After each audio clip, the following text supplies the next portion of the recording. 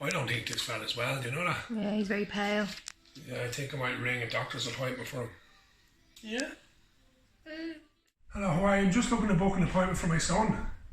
Yeah, just sniffles and just the usual kind of cough and that, yeah.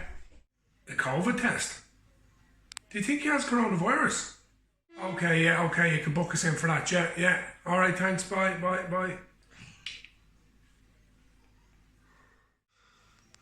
Do you think he has coronavirus? No, I'd say it's just a head cold.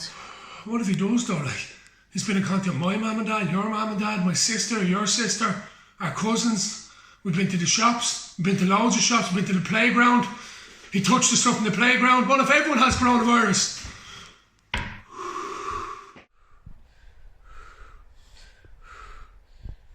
It's a text. He's negative. He's negative. I know you're asleep, son.